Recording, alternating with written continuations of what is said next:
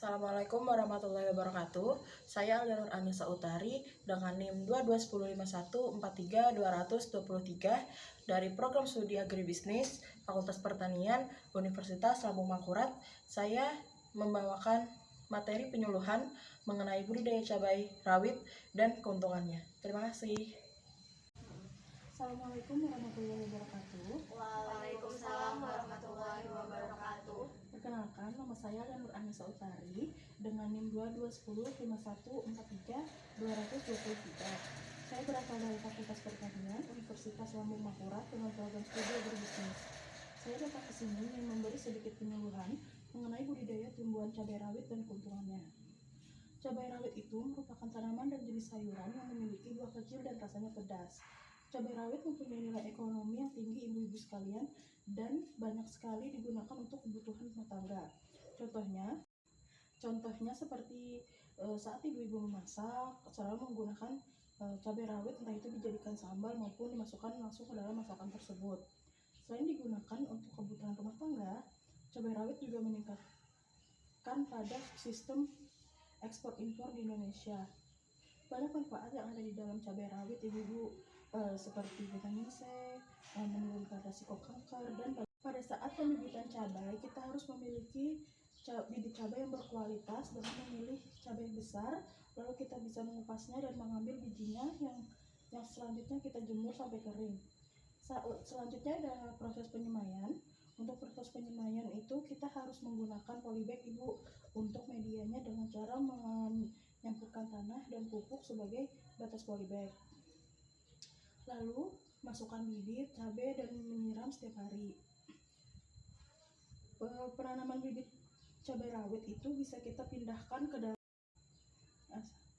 penanaman cabai rawit itu baru bisa kita pindahkan ke lahan terbuka pada saat pohon tersebut memiliki 4-6 helai. Pada saat kita memindahkan dari polybag, kita juga harus berhati-hati agar akar yang ada di dalam polybag itu tidak rusak. Kemudian pemupukan. Pada saat kita pemupukan pohon cabai, kita harus menggunakan pupuk kompos sehingga tumbuhan itu menjadi organik. Selanjutnya ada perawatan pohon cabai dengan cara menyiram setiap hari, lalu mengecek tanah apakah ada yang mengganggu. Jika ada bisa dicabut dan rutin memberikan pupuk organik. Dan yang terakhir yaitu panen. Pada saat kita panen, kita juga harus memilih cabai yang sehat dan segar dan waktu yang tepat untuk kita memanennya. Selain itu, budidaya cabai rawit juga memiliki keuntungan ibu-ibu sekalian yang bisa kita peroleh dari menanam cabai rawit. Jika ibu-ibu menjual cabai rawit tersebut, ibu bisa mendapatkan keuntungan yang besar.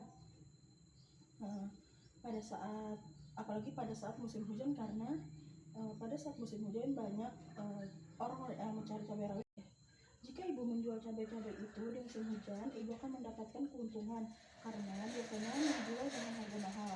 Tetapi kita harus ingat ibu, harga cabai rawit itu bisa naik dan turun. Kalau ibu mau menjualnya dan mendapatkan keuntungan besar, ibu bisa menjual cabai rawit pada saat harga yang sedang tinggi. Ibu sekalian, apakah dari materi saya tadi ada yang ingin ditanyakan? Saya ingin bertanya. Baik ibu, apa? Apakah ada keuntungan yang kami dapatkan jika membudidayakan cabai rawit? Baik ibu, terima kasih atas pertanyaannya. Keuntungan yang ibu dapatkan jika ibu menanam budidaya cabai rawit itu banyak bu, dengan cara yang mudah dirawat, bisa panen berkali-kali, jika ibu jual akan mudah terjual, dan ibu bisa ya. Apakah ada pertanyaan lagi ibu?